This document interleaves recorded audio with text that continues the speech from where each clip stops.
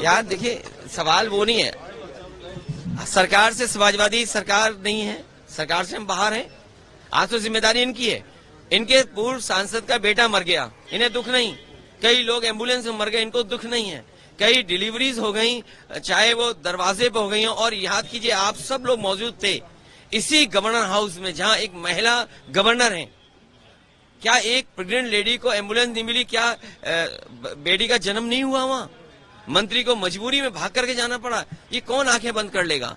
और हर अस्पताल में इनके दलाल लगे हुए हैं, दलाल से सरकार के लोग मिले हुए हैं और सीधा इलाज प्राइवेट की तरफ भेज देती हैं।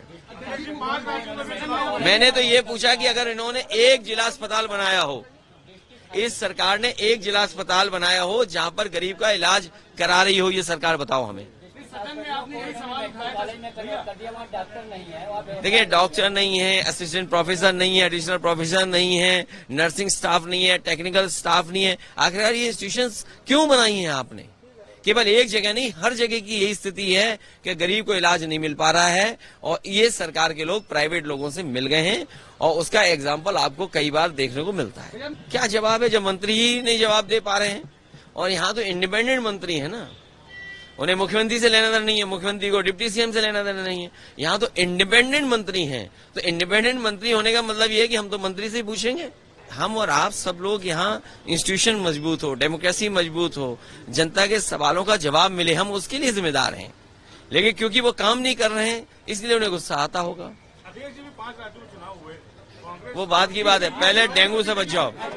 देख, इससे भी ज्यादा महत्वपूर्ण ये है कि एक तो बजट खर्च नहीं हो रहा है। अगर बजट खर्च नहीं कर पा रही सरकार, तो आखिरकार सप्लीमेंट्री बजट क्यों चाहिए?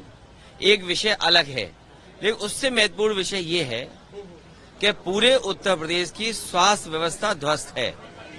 चाहे वो आपके जिला अस्पताल हो, पीएससी, सीएससी हो या मेडिकल कॉलेज हो, ये सरकार जानबूझ करके सरकारी व्यवस्थाओं को इसलिए खत्म कर रही है जिससे कि लोग ज्यादा से ज्यादा प्राइवेट में इलाज कराएं, प्राइवेट नर्सिंग होम में जाएं, प्राइवेट हॉस्पिटल में जाएं। सरकार की जो जिम्मेदारी है कि गरीब को इलाज सरकारी अस्पतालों में मिल जाए, मेडिकल कॉलेज में मिल जाए, वो जिम्मेदारी सरकार नहीं निभा रही है। और कई जगह से ये सूचनाएं आई हैं कि सरकार सीधे सीधे मदद करना चाहती है प्राइवेट इंस्टीट्यूशंस की।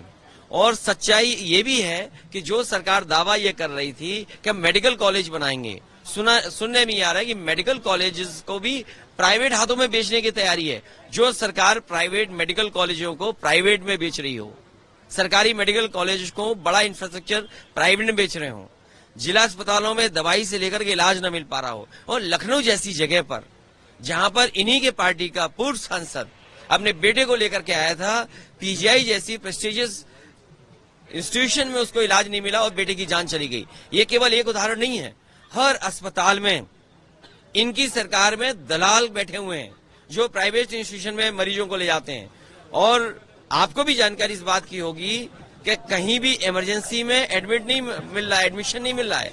और मुझे याद है कि कई मंत्रियों को ड्यूटी लगाई गई थी इस बात को लेकर के कि उनको देखना है, उनको ड्यूटी इस बात की कि इमरजेंसी में कोई आएगा तो उसको कैसे एडमिशन दिया जाए।